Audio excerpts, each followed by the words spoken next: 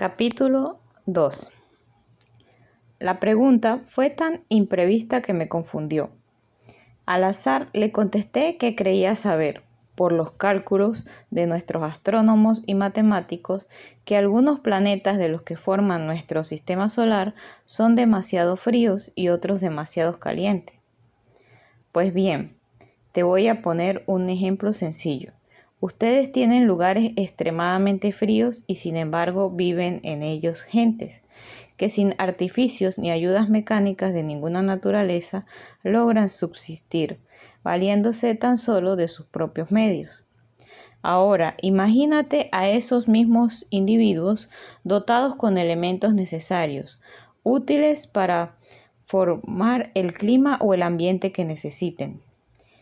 ¿Qué les puede importar la distancia a la que estén del Sol, si éste le da los medios para protegerse y además convertir lo perjudicial en beneficioso? Ahora, otro pequeño ejemplo. Yo seguía escuchándolo. Te habrás dado cuenta de que un individuo, valiéndose tan solo de un pequeño tanque en el que almacena lo que necesita para respirar, puede estar fuera de su medio, sin peligro de su estructura orgánica. El ejemplo iluminó mi cerebro y sin perder tiempo le pregunté: ¿ustedes deben respirar algo distinto a lo que nuestro organismo está acostumbrado? Claro, me contestó satisfecho, pero yo no veo nada adicional. No lo ves, no ves nada, porque según tu mentalidad debe ser adicional. Pero toca aquí, me dijo, indicándome a tocarle lo que debía ser su estómago.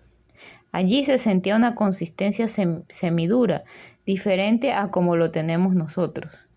Acto seguido completó la explicación. Nosotros llevamos aquí lo que nos da vida, inyecta directamente los pulmones. Esto sí que es maravilloso, exclamé con entusiasmo. Pero qué diablos, me seguían asaltando la duda.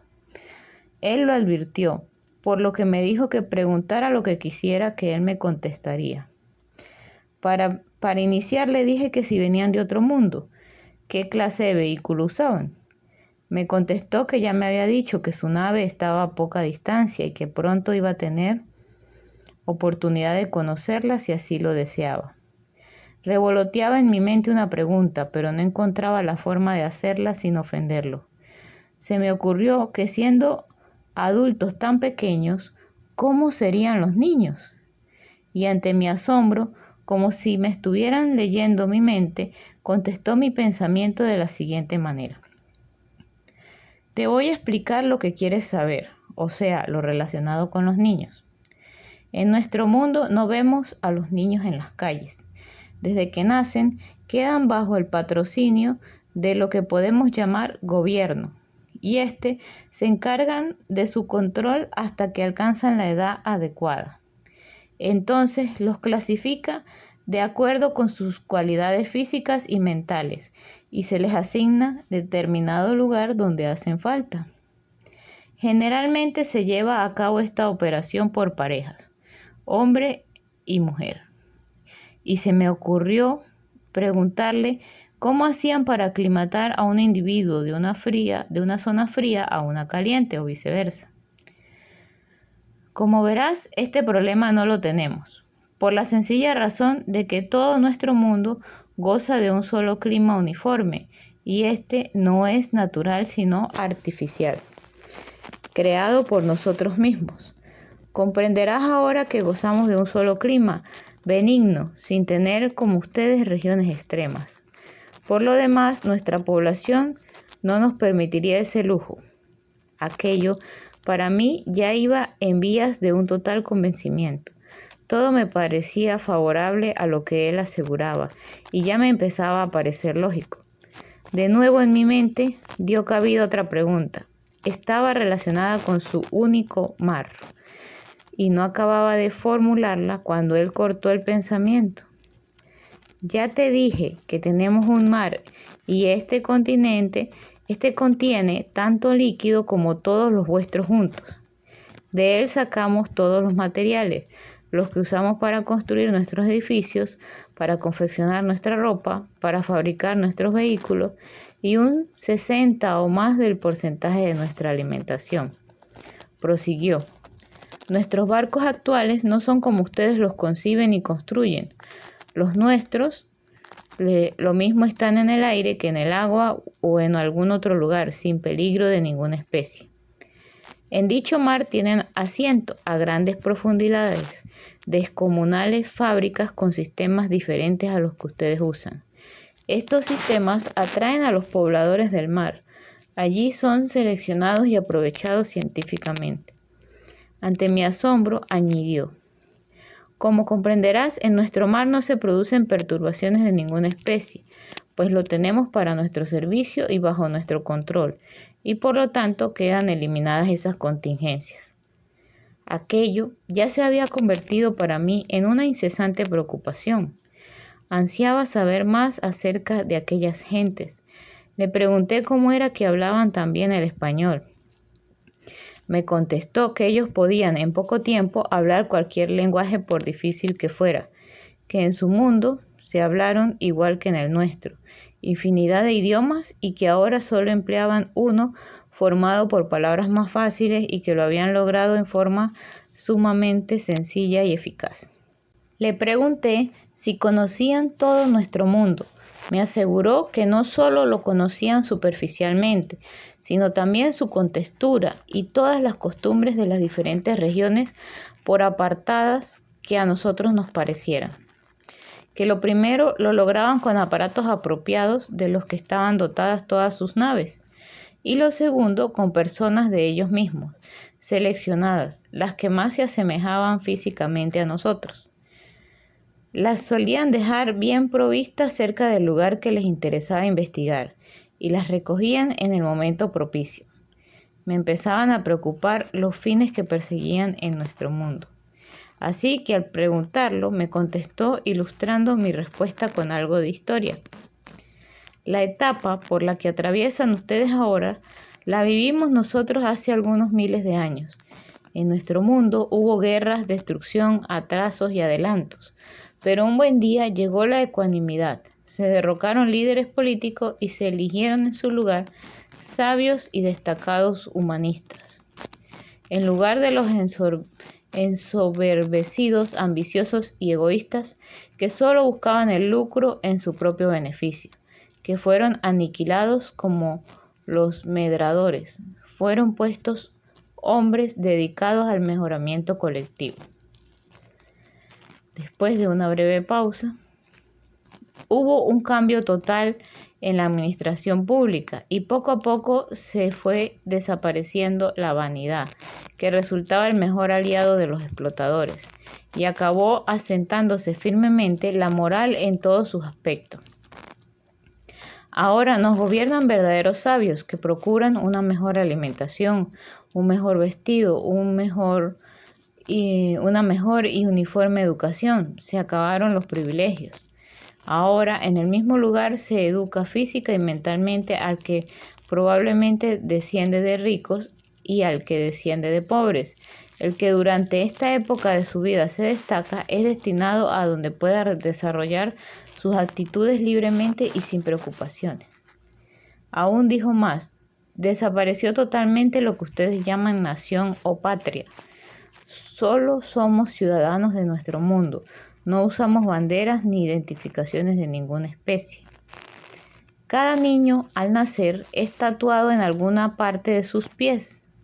Es como una ficha que habla de su origen y facultades. Así crece sin complejo, sano y libremente. Las horas habían pasado rápidamente. Empezaba a clarear cuando descendimos del coche.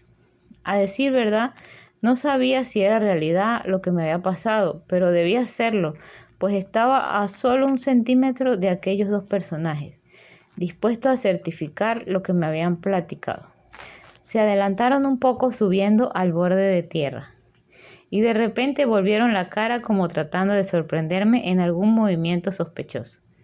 Me di cuenta de que sus cascos y cinturones emitían sonidos intermitentes y en gran escala, subiendo a veces de tono hasta herir los oídos. La curiosidad me invadió y no tuve más remedio que preguntarle para qué servían dichos cinturones. La pregunta al parecer les llenó de satisfacción. El bajito fijó su vista en el cinturón. Su acompañante solo se elevó las manos a él y sin dejar de observarme, pero su expresión era tal que daban a entender que con aquella maravilla puesta se sentían inmunes a cualquier peligro, o por lo menos eso me pareció. Demostraban cariño y seguridad, sus vivísimos ojos que fulguraban. Por fin el bajito alzó la vista y me dijo: «Este es un aparato que sirve para inmovilizar cualquier mecanismo enemigo. Ahora dime», prosiguió, «¿satisfecha tu curiosidad? ¿Tienes deseos de conocer la máquina? Ven con nosotros», y rubricó la invitación con amplia y amable sonrisa. No me pareció digno desairarles, por lo tanto me apresuré a seguirles. El terreno era lodoso. Nuestros hombres vadeaban los charcos buscando lugares más duros. De repente me di cuenta que en los lugares donde asentaban los pies el lodo se abría sin adherirse a ellos, como el mismo efecto que produce un fierro caliente. Vi mis zapatos. Los llevaba totalmente cubiertos de lodo, alcanzando a mancharme las piernas del pantalón. El descubrimiento me dio la sensación de estar caminando tras dos fantasmas, e inconscientemente empecé a rezagarme, aumentando la distancia entre los hombres y yo, pero sin dejar de seguirlos. Aquello fue solo el principio de una serie de sorpresas que se grabarían para siempre en mi cerebro. Algunos metros más adelante, sorpresivamente, tuve ante mi vista la majestuosa nave de que me habían hablado. Emergía deslumbrante, rodeada de follaje, como un gigantesco huevo en descomunal nido. Paré en seco mis pasos y me puse a contemplar lo que tenía adelante. Una majestuosa esfera achatada que se apoyaba en tres boyas que formaban un triángulo.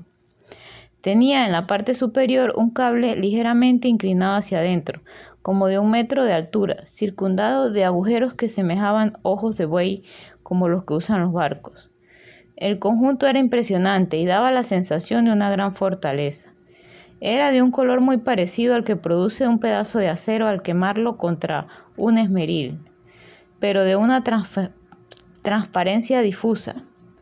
Cuando los hombres estaban a 1,5 metros, ambos se llevaron la mano derecha hasta apoyarla en el cinturón, y enseguida se empezó a dibujar y a agrandar una abertura en la parte inferior de la esfera, convirtiéndose finalmente en una escalera. A guisa de pasamano habían 2 cables, al parecer elásticos, pues se flexionaban al apoyarse los hombres en ellos. Yo me había quedado como a 7 metros de distancia, pero como la nave estaba en una hondonada, pude darme cuenta de que efectivamente los hombres no dejaban en los escalones ni una sola partícula de lodo que pudieran llevar en los pies. Pude ver también cómo el más gordito se perdía dentro y el otro se paraba a media escalera y, apoyándose en el pasamanos, se volteaba para verme, invitándome a que me acercase. Y aunque algo me jalaba en dirección contraria, hice un esfuerzo y seguí caminando hasta colocarme a 1 metro de la nave. Algo debía haber cambiado dentro de mi ser, pues el miedo o el recelo que hasta entonces había sentido se trocó en audacia. Empecé a imaginarme que lo que tenía enfrente no era ninguna nave, y hasta le encontré cierto parecido con una casa de exploradores de tipo convencional. Cuando el hombre repitió su invitación, decididamente avancé y empecé a subir tras él. Salimos por una especie de claraboya o agujero redondo de poco más o menos medio metro de circunferencia, a una plataforma horizontal. Cuando me di cuenta, el agujero por donde habíamos entrado había sido sellado en forma inesperada. Ciertamente estaba impresionado, pero a pesar de estar encerrado dentro de aquella cosa, la luz pasaba a través, y la parte que debía dar sobre la escalera por donde subimos parecía de cristal, pues se podía mirar por ella hacia afuera con perfecta claridad. Empecé a recorrer con la vista lo que tenía a mi alrededor. Una pared bajaba desde el techo formando ángulo con la plataforma. En esta pared se adivinaba algo que bien pudiera ser un respaldo, aunque resultaba demasiado alto. En ángulo con aquel deforme respaldo, pues era otra cosa, estaba lo que debía ser el asiento, dividido en 3 secciones, vistas desde enfrente, con algo que parecían tapas de los asientos, pero éstas habían sido levantadas hacia los lados. Debí parecerles un bobo en un bazar, pues los hombres se limitaban a observarme. Finalmente, el que hablaba español me invitó a pasear un poco, pero ahora me pareció que aquello no se iba a levantar ni 1 centímetro con mi peso, por lo que irónicamente le dije que me gustaría probar. Me señalaron el asiento de en medio, ocupando ellos los de los lados. El asiento era mullido, en grado para mí desconocido, y eso que llevo por lo menos las 2/3 partes de mi vida ocupando asientos de autos, por lo que no podía negar que con un asiento de esa naturaleza me gustaría dotar al coche donde trabajo. Pero esperen, que si el asiento resultaba sorpresivamente blando, el respaldo resultaba superior, pues bastaba recargar un poco el cuerpo en él y fácilmente se perdía en aquella masa agradable y acogedora. Fueron bajadas las tapas e inmediatamente sentí una ligera presión sobre mis piernas y parte del abdomen. Ajustaban con tal presión y firmeza que me daba la impresión de estar metido dentro de una paca de hule esponja. Lo que estaba sobre mis piernas no era nada más y nada menos que un tablero de instrumentos. Al igual que cada uno de los 2 lados, estos tableros eran gemelos y desde cualquiera de ellos se podía operar la máquina. Me gustará mucho poder describir uno de los tableros y voy a tratar de hacerlo. Son como una mesita rectangular ligeramente inclinada hacia mí, junto a mi pecho y resaltando notablemente sobre los demás instrumentos, había una pantalla no mayor que un faro de automóvil de superficie convexa. Se le veía limpia y luminosa, con asombrosa claridad. Junto a esta pantalla, en los lados de la parte anterior, habían 2 protuberancias redondas, una blanca y la otra negra. Debo aclarar que los colores de todos los instrumentos eran luminosos, con más fuerza que la luz fluorescente que conocemos. Delante, junto a la mencionada pantalla, habían 3 ruedecillas, 2 colocadas en forma vertical y una en medio, en formato horizontal. Al lado derecho se veía una serie de teclas, la primera ancha y las demás angostas. Alejan, el color se va ennegreciendo hasta terminar en un negro brillante. Hasta el extremo opuesto y de cada lado había el alcance de los dedos pulgares de los pequeños hombres, 2 diminutos descansos para dichos dedos en forma de ángulo hacia afuera. En el lado izquierdo en hilera, igual que el teclado, surgían palanquillas con forma de pequeñas raquetas o palmetas que se manipulan hacia enfrente. Finalmente, delante de la pantalla y aproximadamente al centro del tablero, había 4 piezas en forma de media luna, teniendo la parte inferior circular y la superficie plana. Basculaba por el centro, por lo que se advierten en cada una de ellas solo 2 movimientos.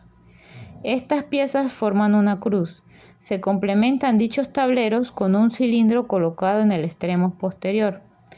Dentro de dicho cilindro se mueven 5 secciones a diferentes velocidades, teniendo las lecturas en forma diagonal.